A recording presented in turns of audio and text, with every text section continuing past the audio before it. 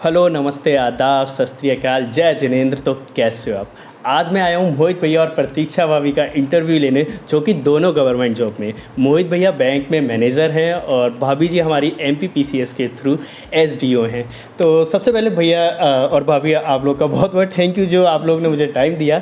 और भैया मैं आपके स्ट्रगल के बारे में जानना चाहता हूँ कि बैंक पीओ एग्ज़ाम ऐसा ईजी नहीं होता, तो आपने किस तरीके से अपना ये स्ट्रगल और ये पूरे चैलेंजेस से ओवरकम करा और ये जॉब एक्वायर करी? हेलो। बेसिकली क्या था, जब हम लोग अगर पर्टिकुलर किसी चीज़ को कंसंट्रेट करते हैं तो फिर हम लोग उसको ले लेते हैं, है ना। सेम मतलब मेरा बैंक पीओ का जो जर्नी था, स्टार्टिंग में जब मैं तैयारी भी कर रहा था और साथ में मतलब पढ़ाई भी कर रहा था और बच्चों को भी पढ़ाता था। अच्छा। है ना। तो उसका मुझे बहुत बेनिफिट मिला। मेरा मतलब एप्टीट्यूड, ये क्वांट पूरा वहाँ से ही क्लियर हो जाता था, है ना। दूसरा क्या था कि जब स्टार्टिंग में मैं तैयारी कर रहा था तो क्वांट में और इसके अलावा जो अदर सब्जेक्ट्स थे मेरे, वो इतने स्ट्रॉन्ग हो गए थे कि स्टार्टिंग में मेरा फर्स्ट अटैम्प्ट में एग्जाम्स निकलना शुरू हो गए थे। अच्छा अच्छा। है ना। तो मेन उसका वही है कि एक कंसंट्रेट करो और एग्जाम्स निकल जाते हैं फिर। और आपकी क्या क्या चैलेंजेस आए थे ड्यूरिंग योर प्रिपरेशन? ड्यूरिंग मतलब आपको आपकी पारिवारिक स्थिति कैसी थी, मतलब फाइनेंशियल बैकग्राउंड?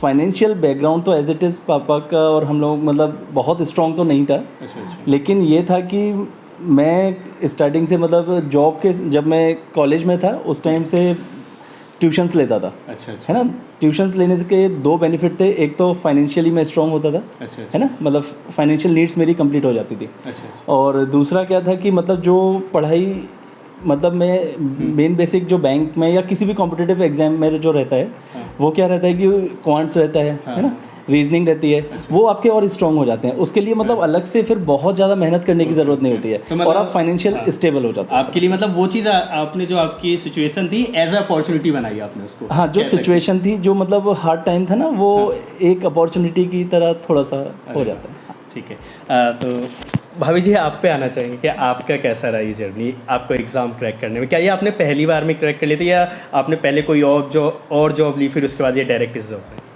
मैं 2012 में पास आउट हुई थी। अच्छा। तभी एक वेपन के थ्रू निकला था एग्ज़ाम एज ए सब इंजीनियर। उससे सेटिस्फाइड तो नहीं थी, लेकिन एज अ जॉब चाहिए थी। अच्छा अच्छा। क्योंकि फ्री नहीं बैठना था, खाली नहीं बैठना था। तो ज्वाइन किया उसको, फिर उसके साथ साथ पीएससी की तैयारी स्टार्ट कर दी। अच्छा अच्छा। 14 में पीएससी आया, लेकिन वही थोड़ा लेट वेट होते होते उसका 17 में रिजल्ट आया। अच्छा। इस ड्यूरेशन में मैंने 4-5 और गवर्नमेंट एग्ज़ाम क्रैक किए, लेकिन मेरा जो मेन मोटो था वो पीएससी ही था। अच्छा। तो सारी जॉब छोड़ते हुए फिर एट लास्ट पीएससी में 17 में मेरा सिलेक्शन हुआ। तो फिर फिर उसके बाद जॉब चेंज करी। अच्छा अच्छा। तो कह सकते हैं कि आप अपने ड्यूरिंग प्रिपरेशन आप जॉब भी करते थे? हाँ, पूरा फुल टाइम जॉब। अरे मतलब तो दोनों कोई का same है। छुट्टी मतलब नहीं। आप भी अपनी प्रिपरेशन कुछ अर्न करते थे और आप भी एक तरीके से earn हाँ, करते करते थे। और कोई मतलब वैसी टेंशन नहीं थी कि हाँ जॉब नहीं, बस पढ़ना था। तो बस पढ़ाई और अपना पढ़ना और बस अपनी जॉब, बस ये दो चीज़ें थे। के अच्छा, साथ। मतलब और बाकी चीज़ें किसी कुछ चीज़ भी में? नहीं, कुछ भी नहीं। उसके अलावा कोई फैमिली फंक्शन वो सब बहुत अवॉइड किए। मतलब कुछ में मतलब घर जाना तो एकदम एक तरह से बंद ही कर दिया था कुछ टाइम पे।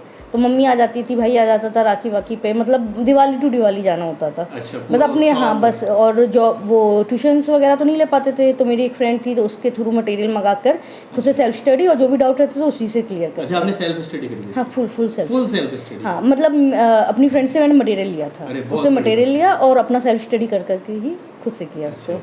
अच्छा भैया, जैसे मुझे क्या लगता है कि घर में वर्किंग वूमेन होने से बहुत ही अच्छा होता है।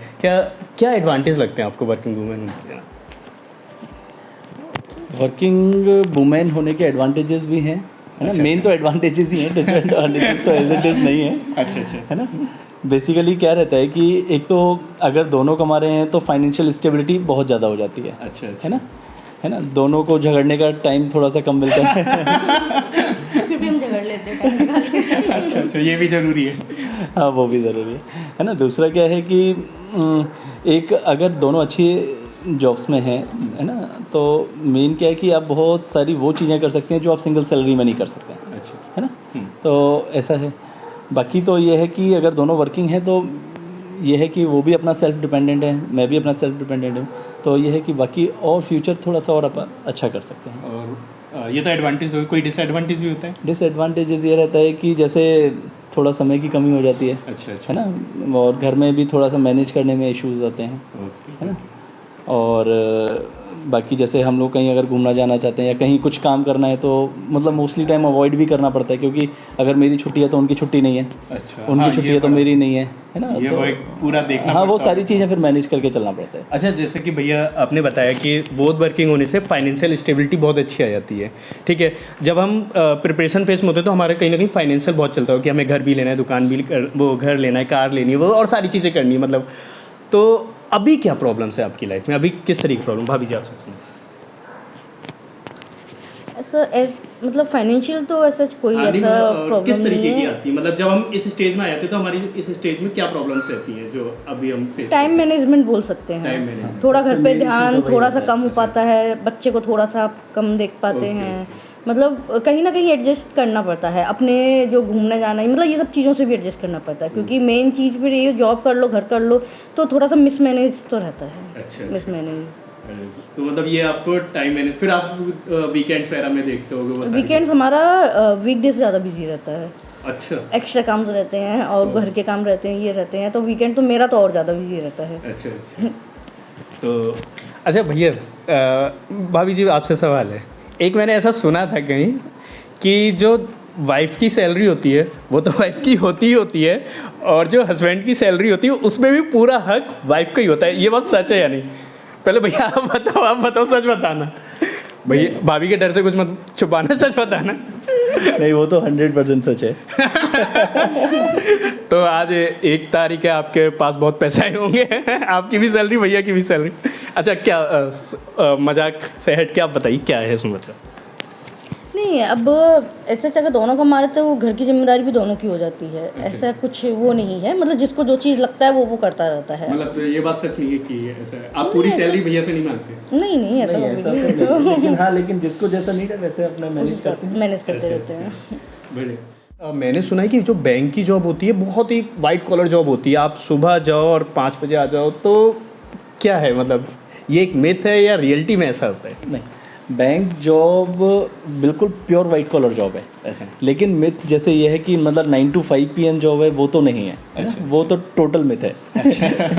तो उसको मतलब बोल सकते हैं कि मतलब बहुत थोड़ा सा टाइम टेक इन है ना, हेक्टिक है ना। जैसे मतलब मॉर्निंग में जाने का टाइम है, आने का कोई टाइम नहीं है। अगर आप बैंक में एज एन ऑफिसर वर्क कर रहे हो तो बैंक में एज एन ऑफिसर आप 24 आवर्स आपका रोल्स एंड रिस्पॉन्सिबिलिटीज़ डिवाइडेड है, अच्छा, है ना। आपको मतलब देना है, कभी भी आपको अगर रात में भी जाना है तो जाना पड़ेगा अगर कुछ बैंक में कोई इशू है ना। और मोस्ट ऑफ द टाइम अगर मैं जैसे एडमिनिस्ट्रेटिव ऑफिस में हूँ, तो एडमिनिस्ट्रेटिव ऑफिस में जब तक आपके बड़े अधिकारी भी बैठे हैं, है ना, या हेड ऑफिस से कुछ काम आ रहा है या किसी मिनिस्ट्री से कोई काम आ रहा है या कुछ RBI से कुछ ऐसे रिपोर्ट्स हैं जो अर्जेंट जाने तो आपको पहले वो करना ही करना है। अच्छा। तो मतलब ये चीज़ भी एक मिथ है कि हमारी जॉब बहुत सकून, मतलब बैंक में एज एन मतलब आप सोचें कि जैसे 9 to 5 PM है, वो तो नहीं है। अच्छा, ओके ओके। अच्छा भैया, जैसे मेरे भी काफ़ी फ्रेंड है ना गवर्नमेंट जॉब की तैयारी कर रहे हैं, और काफ़ी लोग करते हैं, आपके टाइम पे भी काफ़ी लोग कर रहे हैं, आपका हो गया, कुछ बच्चे ऐसे होंगे जो नहीं हुआ होगा, वो आज क्या कर रहे हैं अपनी लाइफ में? मतलब अभी है ना एक ये चीज़ है कि मान लेते हैं जो मेरा फ्रेंड है वो कहता है अगर मेरा इसमें नहीं हुआ तो मैं लाइफ में कुछ नहीं कर पाऊंगा, तो ऐसा क्या होता है, मतलब कर पाते हैं वाकई में वो लोग? चीज़ तो गलत है, मतलब ऐसा नहीं है कि मतलब अगर आपका गवर्नमेंट जॉब में हुआ तो ही आप मतलब सक्सेसफुल कहलाएंगे, ऐसा नहीं है, है ना। बहुत सारी चीज़ें ऐसी हैं, जैसे बहुत सारे मेरे फ्रेंड्स भी ऐसे हैं जिन्होंने मेरे साथ तैयारी कर रहे थे जिनका अनफॉर्चुनेटली नहीं हुआ, लेकिन वो बहुत अच्छी जगह बहुत अच्छे पैकेजेस पर हैं। अच्छा, और बहुत अच्छी अच्छी कंपनीज़ में काम कर रहे हैं, या कोई अगर बिज़नेस कर रहा है तो बहुत अच्छे बड़े लेवल पे बिज़नेस भी कर रहे हैं, है ना। और मतलब बहुत अच्छे, मतलब रादर देन मतलब कि पैसा है उसके अलावा वो बहुत अच्छी लाइफ भी जी रहे हैं, ऐसा नहीं। तो भैया आपको क्या लगता है कि कब तक हमें गवर्नमेंट जॉब की तैयारी करनी चाहिए? कोई एक एज होती है या क्या रहता है? आप एक टारगेट कर सकते हैं, जैसे क्या है कि मतलब मैं ये बोलूँगा 28-29 तक तो आपको ट्राई करो, अच्छा ना, जब तक आपके पास अटेम्प्ट्स हैं, है ना। मैक्सिमम जैसे जनरल अगर कैटेगरी में जाएंगे तो गवर्नमेंट जॉब्स के लिए 30 लास्ट है ना। तो अप टू द लिमिट आप ट्राई करो। देन उसके बाद अगर नहीं होता है तो ऐसा नहीं है कि अकेला जॉब ही गवर्नमेंट जॉब ही अपना है, इसके अलावा फिर और भी बहुत सारी अपॉर्चुनिटीज़ हैं गवर्नमेंट जॉब्स के अलावा, बहुत कुछ कर सकते हैं लाइफ में। हाँ, तो बढ़िया लगा, काफ़ी कुछ जानने को मिला भैया अभी आपसे। चलो एक छोटा सा रैपिड फायर टाइप का लेते हैं। तो पहला सवाल है कि आप दोनों में से एक्सपेंसिव क्लॉथ कौन लेता है? कौन? मैं ही लेता हूँ। आप लेते हो? अमूमन तो ऐसा होता है कि जो गर्ल्स होती हैं वो ज़्यादा कॉस्टली शॉपिंग करती दोनों तरह के लोकल भी यूज़ करती है, ये लोकल बिल्कुल यूज़ नहीं करती। हैं। अच्छा ओके। तो और एक आप दोनों में से गुस्सा किसका ज़्यादा तेज है? क्या बात है भैया, आप तो बड़े छुपे रुस्तम निकले, सच बात है? बहुत तेज गुस्सा नहीं मतलब ऐसा नहीं है, हाँ, लेकिन कभी कभी आता है। अच्छा तो अच्छा किस बात में गुस्सा आ जाता है आपको? छोटी छोटी बातों में। जैसे कि पोयम ही दिखानी हो तो मतलब अच्छा बच्चे को अगर पोएम ही दिखानी हो हर चीज़ में, हर छोटी से छोटी चीज़ में। अच्छा आपको भाभी की कौन सी बात सबसे ज़्यादा अच्छी लगती है? प्रतीक्षा की मतलब वो टाइम मैनेज करती है ना, चीज़ें समझती है और मैनेज करके चल रही है, घर भी मैनेज कर रही है, जॉब भी मैनेज कर रही है। अच्छा ना। दूसरा और सबसे बुरी बात? गुस्सा बहुत ज़्यादा आता है उसे। अरे वो तो अभी आपका टाइटल मिला था। मेरे से कम आता है लेकिन। अच्छा तो मतलब आपको और भी ज़्यादा आता है। तो भैया की कौन सी अच्छी बात? अच्छी चीज़ तो ये है कि ये मतलब फैमिली को बहुत मतलब एक साथ लेके चलते हैं, मतलब इनको लिए बाहर की दुनिया से ज़्यादा फैमिली सबसे ज़्यादा इंपॉर्टेंट है। जो आजकल के लड़कों में जैसे देखते हैं ना कि जो दोस्त ज़्यादा इंपॉर्टेंट है या बाहर जा रहे हैं, इनकी फैमिली ही फर्स्ट लाइफ है। ये चीज़ इनकी मतलब पूरा ये अपने फैमिली के लिए समर्पित टाइप से है ये चीज़ जो मतलब। और इनका ये है कि बाहर इनका ऐसे मतलब टेंशन वाली चीज़ नहीं रहती कोई भी, अगर ये लेट भी है तो मतलब ठीक है, मतलब फुल एकदम विश्वास पूरा है इन पे, मतलब इस चीज़ में बिल्कुल भी डाउट नहीं है। अरे बहुत बढ़िया। ये चीज़ मतलब एक बहुत ज़्यादा जो टेंशन वाली चीज़ होती है वो नहीं है, ये सबसे अच्छी है क्वालिटी। बहुत अच्छा विश्वास जीत लिया। नहीं ये क्वालिटी बहुत अच्छी है। बुरी बात क्या है? गुस्सा जो इनका छोटी छोटी चीज़ पर, और दूसरे पे ब्लेम करने की आदत, ये तुम्हारी वजह से हुआ है। नहीं, दूसरों पे नहीं करते। ये ब्लेम करते हैं, प्रतीक्षा पे करता है। ये हर चीज़ का जो ढीगड़ा फोड़ते हैं ना, ये तुम्हारी वजह से हुआ है, ये तुमने किया। अरे क्या बात। अभी आप लोग अच्छा कमा रहे हो, पैसे कम करवाते हो क्या आप अभी चीज़ों में? जैसे आप सब्जी लेने गए हो या करवाते हो? आप करवाते हो भैया? मैं तो नहीं करता। आप नहीं करवाते? बिल्कुल नहीं करवाती। आप मैं करवाती हूँ मतलब और धनिया मिर्च वगैरह ऊपर से ऐसे फ्री में लेना बिल्कुल चलता है। अच्छा चलो, तो भैया मैं एक चीज़ पूछना चाहता हूँ। अभी मान लेते हैं यूथ है, ठीक है, अब बहुत है ना भटक रहा है, बहुत सारी चीज़ें कि ऑप्शंस काफ़ी ज़्यादा हैं, तो यूथ के लिए आपके पास क्या एडवाइस है? बेसिकली जो यूथ जो भटक रहा है ना, तो वो मोस्ट ऑफ द टाइम क्या रहता है कि वो सोशल मीडिया पे बहुत एक्टिव रहते हैं। सोशल मीडिया जैसे व्हाट्सएप है, फेसबुक है या यूट्यूब पे आजकल तो बहुत रील्स ये ट्रेंडिंग करता है, वो सारी चीज़ें उस पर अपना मतलब जो टाइम है ना वहाँ ज़्यादा कंज्यूम करते हैं। अच्छा। है ना, जैसे मैं ही हूँ कि मैं खुद मतलब सोशल मीडिया पर एक्टिव नहीं रहता बिल्कुल। अच्छा। मैं तो नहीं रहता और बहुत टाइम हो गया मुझे, है ना। फेसबुक वगैरह, व्हाट्सएप मेरा क्या है कि मजबूरी है क्योंकि आजकल व्हाट्सएप क्यों ना नहीं कर सकते। मेन जो ऑफिस का वर्क भी है वो व्हाट्सएप पे ही आता है, तो मेल से ज़्यादा आपको व्हाट्सएप चेक करना पड़ता है क्या चल रहा है, तो वहाँ तो आपको एक्टिव रहना है। लेकिन मैं व्हाट्सएप भी मैं एज इट इज़ मतलब यूज़ नहीं करता। और यूट्यूब वगैरह भी मेरा जो लेज़र टाइम है मैं तब यूज़ करता हूँ, है ना।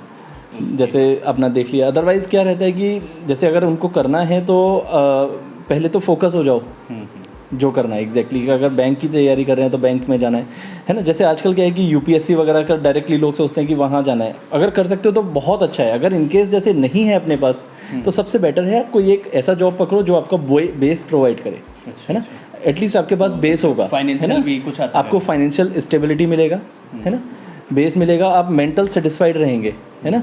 ऐसा नहीं होगा कि अगर मेरे पास यूपीपीएससी नहीं निकला, एमपीपीएससी नहीं निकला या कोई यूपीएससी का कोई हमारा एग्जाम क्रैक नहीं हुआ तो हमारे पास कुछ है ही नहीं। आपके पास मेंटल पीस रहेगा कि मेरे पास अगर वो नहीं है तो एटलीस्ट ये है ना, तो आपके पास एटलीस्ट जॉब तो है। मतलब स्टेप बाय स्टेप चले। हाँ। अगर डायरेक्ट हो रहा है तो अच्छी बात है, नहीं तो स्टेप बाय स्टेप। हाँ, स्टेप बाय आप एक जॉब ले लो, कोई एक ऐसा जॉब पकड़ लो कि जो आपका जिससे मतलब आपका फ्यूचर सिक्योर हो जाए। अच्छा भैया मैं आज के लिए मतलब फाइनेंशियल एडवाइस पूछना चाहता हूँ आपसे कि फाइनेंशियल एडवाइस क्या है? फाइनेंशियल एडवाइस के लिए ये है कि मेन एक तो सबसे ज़्यादा जो इम्पोर्टेंट है आप थोड़ा थोड़ा सेविंग्स करते रहो, है ना। सेविंग्स के साथ मेन है जो टर्म लाइफ इंश्योरेंस लो, है ना, वो मतलब एक क्रूशियल टाइम में बहुत ज़रूरी चीज़ है। अच्छा। हेल्थ इंश्योरेंस लो। अच्छा। ये दोनों चीज़ें बहुत इंपॉर्टेंट हैं जिस पे आजकल मतलब अपने इंडिया में तो इतना नहीं ध्यान देते हैं। हेल्थ इंश्योरेंस भी नहीं लेते हैं, टर्म लाइफ इंश्योरेंस भी नहीं लेते हैं। ये दोनों चीज़ें बहुत ज़्यादा इंपॉर्टेंट है। और ये जब पता लगता है जब वो मतलब हमारे साथ कोई ऐसी दुर्घटना हो जाती है या कुछ ऐसा इशू हो जाता है तब ये सारी चीज़ें याद आती हैं। उससे सेफ़ रहने के लिए, क्योंकि देखो फ्यूचर हमेशा अनप्रेडिक्टेबल रहता है, तो उस चीज़ को सेव करने के लिए, अपने फ्यूचर को सिक्योर करने के लिए health insurance, term life insurance, ये दोनों ही रखना चाहिए। और इतना रखो कि एटलीस्ट आपका जो भी लाइबिलिटीज़ हैं, अगर आप नहीं हो तो आपके परिवार जो है वो सफ़र ना करे। है ना, आपकी लाइबिलिटीज़ उससे क्लियर हो जाएं और इनके पास इतना पैसा रहे कि एटलीस्ट उनका खर्चा चलता रहे। नहीं, ये चीज़ बहुत अच्छी बताई है। टर्म इंश्योरेंस और हेल्थ इंश्योरेंस बहुत ज़रूरी होता है। मैंने भी ले रखा है। एक्चुअली टर्म इंश्योरेंस नहीं है, मैं आपसे पूछूंगा उसके बारे में, फिर आप मुझे बताना कि कौन सा बेस्ट रहेगा मेरे लिए। और लाइफ इंश्योरेंस और हेल्थ इंश्योरेंस मैंने बहुत अच्छी तरीके से ले रखा है। अच्छा, आज आपके पास सारी चीज़ें हैं, जैसे कार है, घर भी है, सारी चीज़ें अच्छे से। जब अभी हम लोगों ने प्रिपरेशन टाइम होता है तो सोचते हैं कि एक कार होगी, घर होगा तो इन्जॉय होगा हमारा। अब आपके लिए इन्जॉय के लिए क्या रहता है, मतलब अब आप किस चीज़ में अपना इन्जॉय देखते हो? उस चीज़ के लिए सबसे मेन होता है कि हम लोग फैमिली को टाइम दे पाएँ। अच्छा। है ना, क्योंकि देखो जब आप सारी चीज़ें आपके पास हैं तब है ना, मतलब आपके पास सारे जो भी मतलब एलिमेंट्स होने चाहिए वो सब कुछ है, लेकिन क्या है कि उसको यूज़ करने के लिए समय होना चाहिए, है ना। तो मेन क्या है, आपके पास टाइम होना चाहिए, टाइम हो, मेंटल पीस हो, और टाइम होगा तो मेंटल पीस, मतलब ये सारी चीज़ें मेन रहती हैं, है ना। मतलब आप जब आपके पास सब कुछ हो जाता है तो अब लगता है कि मेन है मेंटल पीस, तो उस चीज़ को अपन को सिक्योर करना रहेगा, है ना। तो मेन वही है। ओके, तो थैंक यू वेरी मच भैया और भाभी, आपने बहुत ही अच्छे से इंटरव्यू दिया, सारे सवालों के बहुत अच्छे जवाब दिए, मज़ा आया। तो जैसा कि मैं वीडियो के अंत में कहता हूँ, जय हिंद जय भारत, तो साथ में बोलेंगे। तो आज के लिए इतना काफ़ी है। जय हिंद, जय भारत। जय Bharat. Okay, thank you very much.